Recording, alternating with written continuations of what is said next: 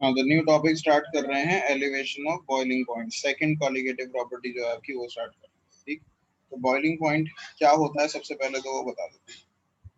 तो वैसे तो आपको पता है, लेकिन टेक्निकल डेफिनेशन यहाँ बता रहा हूँ मैं बॉइलिंग पॉइंट की क्या होती है।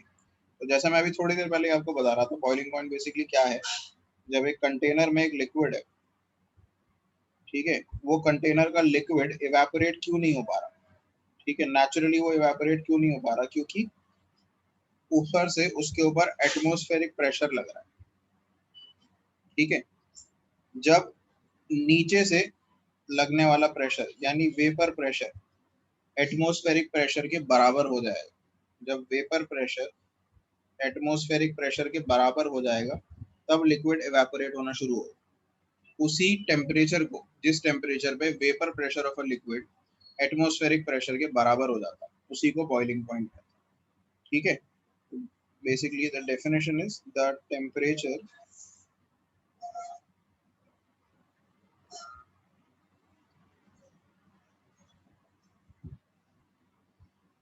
the temperature at which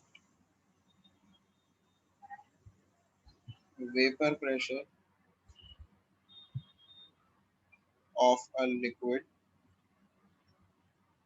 becomes equal to atmospheric pressure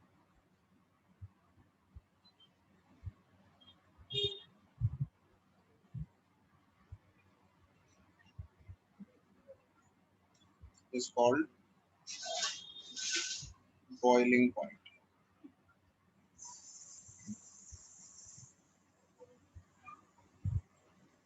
ठीक है, तो वो टेम्परेचर जिस टेम्परेचर पे लिक्विड का वेपर प्रेशर एटमॉस्फेरिक प्रेशर के बराबर हो जाता है, उस टेम्परेचर को हम कहते हैं boiling point. Now what happens when we add a non-volatile solute, when we add a non-volatile solute to this solvent। अब इस सॉल्वेंट में अगर हम एक नॉन वॉलेटाइल सोल्यूट ऐड कर देते हैं, तो वो नॉन वॉलेटाइल सोल्यूट क्या करता है, सरफेस के पार्टिकल्स को रिप्लेस कर देता है। कुछ कुछ पार्टिकल्स सरफेस पे, कुछ कुछ पार्टिकल्स की जगह पे वो आ जाता है, मतलब अंदर भी होगा ऑब्वियसली, बट सरफेस के कुछ पार्टिकल्स को वो रिप्लेस करेगा। So this will decrease the vapour pressure. So when this vapor pressure is decreased, what happens? This decrease in vapor pressure will result in elevation या increase in boiling point, because अगर vapor pressure decrease हो गया तो अब उसे atmospheric pressure के बराबर करने के लिए हायर टेम्परेचर चाहिए होगा कि नहीं। ठीक है, एटमॉस्फेरिक प्रेशर अभी भी लग रहा है। एटमॉस्फेरिक प्रेशर अगर अभी भी लग रहा है तो इसको बॉईल करने के लिए जो टेम्परेचर लगाना पड़ेगा, यानी कि इसके वेपर प्रेशर को अब एटमॉस्फेरिक प्रेशर के बराबर पहुंचाने के लिए ज्यादा टेम्परेचर चाहिए होगा। क्यों? क्योंकि वेपर प्रेशर अब कम हो चुका है। ठीक है, तो when we add a non-volatile solute to a volatile solvent,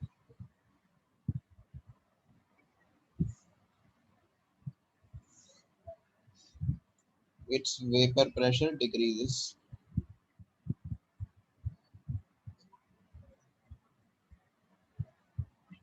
Thus,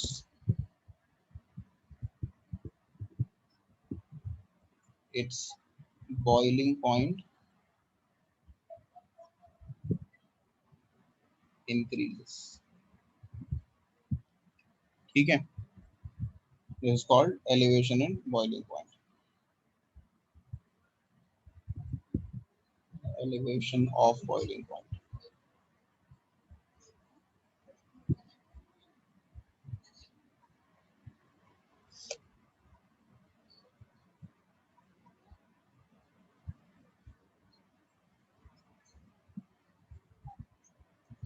अच्छा, ये जो बॉइलिंग पॉइंट का एलिवेशन है ये कितना ज़्यादा होगा, जितना ज़्यादा सोल्यूट डालेंगे।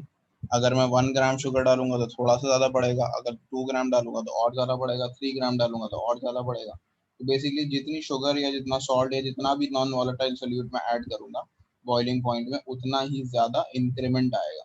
ठीक है, तो this elevation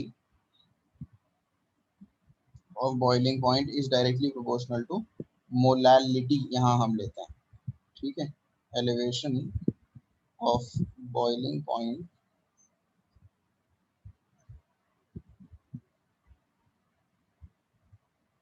is directly proportional to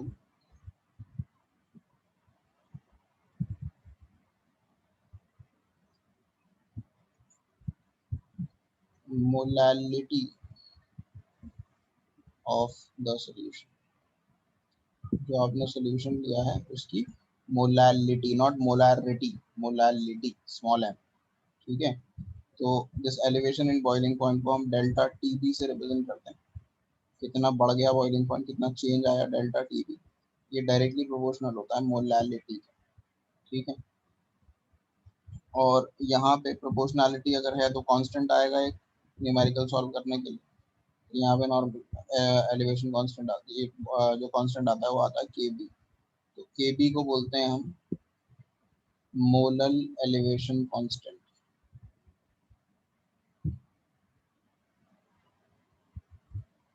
ठीक है। या फिर एक नाम और लिया जाता है इसके लिए, एबुलियोस्कोपिक कांस्टेंट,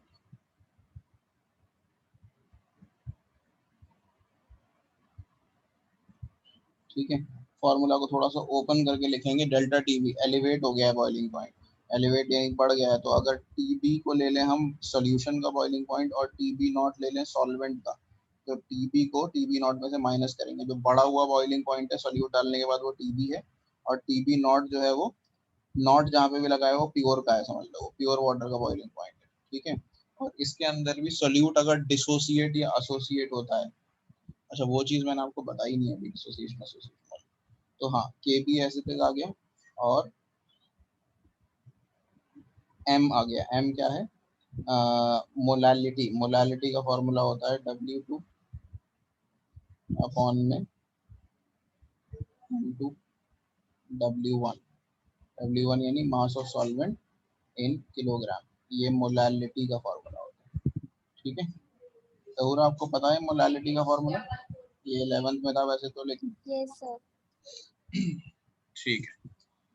तो ये ओपन करके आपका फॉर्मूला बन गया बॉइलिंग पॉइंट, ठीक है। अब इसका ग्राफिकल रिप्रेजेंटेशन एक बार मैं आपको दे देता हूँ एलिवेशन ऑफ बॉइलिंग पॉइंट। तो ग्राफिकली किस तरीके से रिप्रेजेंट किया जा सकता है एलिवेशन ऑफ बॉइलिंग पॉइंट।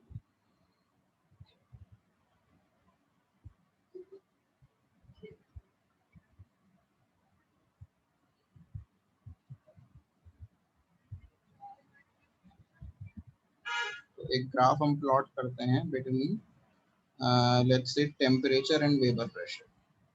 यहाँ पे ले लिया आपने एक्स एक्सिस पे ले लिया टेम्परेचर,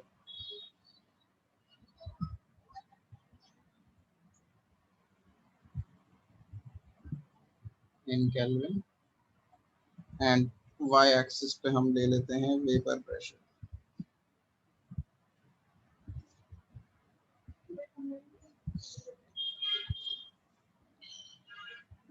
तो हमें पता है कि टेम्परेचर बढ़ाने के साथ साथ वेपर प्रेशर भी इंक्रीज होता है।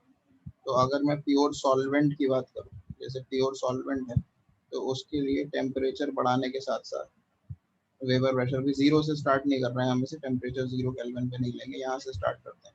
There was some vapour pressure at certain temperature, तो हम टेम्परेचर बढ़ाते जा रहे हैं, वेपर प्रेशर बढ़ता जा रहा है, इस तरीके से, ठीक है।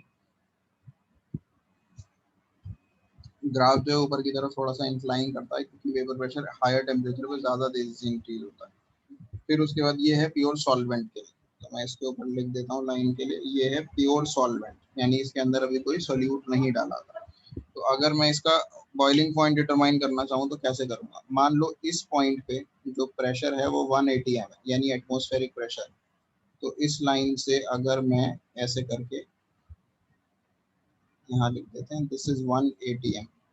तो इस लाइन से अगर मैं एक्सट्रापोलेट करके इसे ऐसे मैच कर देता हूँ यहाँ पर, ठीक है। तो ये जो टेम्परेचर निकल कर आएगा, this temperature will be what, this will be the boiling point of this solvent. ये टीबी नॉट हो जाएगा, ठीक है ना, टीबी नॉट हो जाएगा, यानी boiling point of pure solvent हो जाएगा। Now if I draw another line for solution, तो अगर सोल्यूशन के लिए यही चीज करें तो ये लाइन कुछ इस तरीके से बनेगी। सेम चीज अगर आप सोल्यूशन के लिए करोगे तो ये लाइन कुछ इस तरीके से बनेगी। और अब क्या ऑब्जर्व कर पाओगे आप, अब आप देख पाओगे कि जो सेम 1 एटमॉस्फेरिक प्रेशर है वो कहाँ पर आकर मीट कर रहा है। इसके ऊपर मैं लिख देता हूँ this line is for what, solution. ठीक है, तो ये कहाँ पर आके मीट कर रहा है 1 एटमॉस्फेयर, इस पॉइंट पर आके मीट कर रहा है। इसमें यहाँ कर रहा था, इसमें यहाँ पे आके कर रहा है। तो सॉल्यूशन का बॉइलिंग पॉइंट कहाँ आया, ये सॉल्यूशन का बॉइलिंग पॉइंट आपका टीबी यहाँ पर आया। तो देखो बॉइलिंग पॉइंट हायर हो गया कि नहीं हो गया, पहले टीबी नॉट कम था और टीबी अभी ज्यादा आ गया। तो ये जो इन दोनों के बीच में गैप आया है, this gap is what, this gap is delta TB, elevation in boiling point, यही चीज है। ठीक है, तो आई होप ये क्लियर है।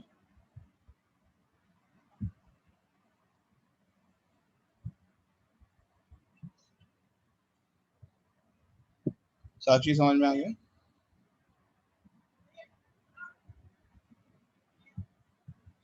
यस। ठीक है, तो ये था एलिवेशन इन बॉइलिंग पॉइंट। अब इस पे थोड़े से एक दो क्वेश्चंस देख लेते हैं, फिर आगे करेंगे।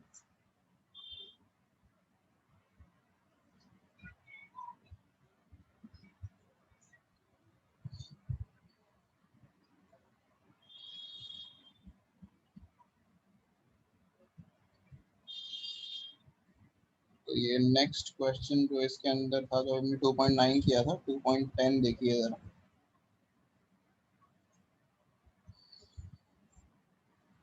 बहुत इजी क्वेश्चन है।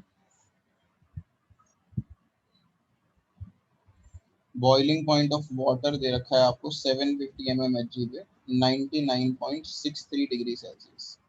ठीक है, बॉइलिंग पॉइंट ऑफ वाटर। तो ये प्योर वाटर का बॉइलिंग पॉइंट हो गया। ये हो गया आपका इन टेक्स्ट क्वेश्चन 2.10।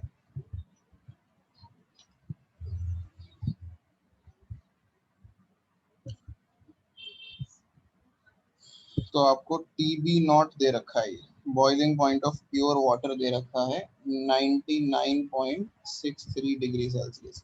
प्रेशर दे रखा है 750 मिलीमीटर मर्क्यूरी, बट उसका कुछ करना नहीं है, बॉइलिंग पॉइंट का क्वेश्चन है, इसमें प्रेशर का कुछ करना नहीं है, आगे आपको पढ़ के समझ में आ जाए। तो उसके बाद बोला how much sucrose is to be added to 500 gram water, कितना सुक्रोज ऐड करना है, यानी मास ऑफ सोल्यूट आपसे पूछ रहा है। मास ऑफ सॉल्वेंट वाटर, अब मास आपको दे रखा है 500 ग्राम। ठीक है, so that it boils at 100 degree Celsius, ताकि वाटर 100 डिग्री सेल्सियस पे बॉईल होने लगे, यानी कि सोल्यूशन सोल्यूट डालने के बाद जो फाइनल बॉइलिंग पॉइंट बोल रहा है वो करना है आपको 100 डिग्री सेल्सियस। प्योर वाटर का 99.63 डिग्री सेल्सियस था और सोल्यूट डालने के बाद 100। अब ये सोच रहे होगे ऐसा क्यों दे रखा है इन्होंने क्वेश्चन में, नॉर्मली बॉइलिंग पॉइंट वाटर का तो 100 होता है। तो वो इसलिए है क्योंकि वो 750 मिलीमीटर मर्क्यूरी पे बोल रहे हैं। ठीक है, इसीलिए कम हो गया वाटर का बॉइलिंग पॉइंट। नॉर्मल टेम्परेचर जो एटमॉस्फेरिक प्रेशर होता है वो 760 होता है। तो प्योर वाटर का 100 इसलिए नहीं आ रहा, 99.63 इसलिए आ रहा है इस क्वेश्चन में क्योंकि वो 750 पे कैलकुलेट कर रहा है। अगर 760 पे कैलकुलेट करते तो वही 100 आता, और ये जो टीबी आता है ये 100 से भी ज्यादा आता। ठीक है, तो आपको W2 कैलकुलेट करना है। और सुक्रोस ऐड किया है तो सुक्रोस का वो ले लेते हैं, मोलर मास ऑफ सुक्रोस जो होता है C12H22O11, वो 342 के आसपास आता है। C12H22O11। ठीक है, ये 12 12 144 हो जाएगा, फिर 22 और O11 हो जाएगा 176।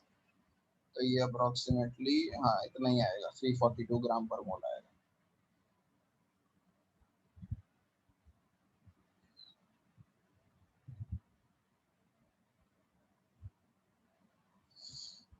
तो अब आपको निकालना है क्या, मोलर मास ऑफ सॉल्वेंट। अच्छा, केबी नहीं दे रखा है इस क्वेश्चन में। केबी की वैल्यू जो होती है वो अभी दी जाती है क्वेश्चन में, इसमें नहीं दी गई है। वाटर के लिए वैसे 0.52 होती है। अभी फिलहाल मैं बुक से देख के यूज कर रहा हूँ, बट घबराने की जरूरत नहीं है, केबी की वैल्यू आपको याद नहीं करनी है, आपको दी जाएगी मोलर एलिवेशन कांस्टेंट। अच्छा, मुझे इसके बारे में एक चीज और लिखवानी थी, मैं भूल गया। केबी की वैल्यू आपको क्वेश्चन में दी जाएगी, फिलहाल मैं लिख रहा हूँ 0.52 और केल्विन केजी पर मोल। अब ये कहाँ से आया यूनिट, ये भी सिखा देता हूँ मैं। याद करने की जरूरत, याद हो जाए तो बहुत अच्छी बात है, ना हो तो आप कैलकुलेट कर सकते हो यूनिट। तो वो कैसे करेंगे केबी का यूनिट। अच्छा, केबी जो है वो किस पे डिपेंड करता है, पहली बात तो depends on the solvent, it depends on nature of solvent.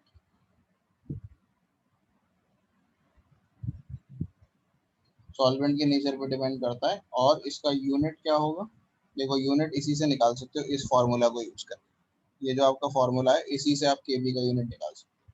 कैसे निकालोगे, केबी किसके इक्वल आएगा, केबी इक्वल आएगा डेल्टा टीबी अपॉन मोलैलिटी के।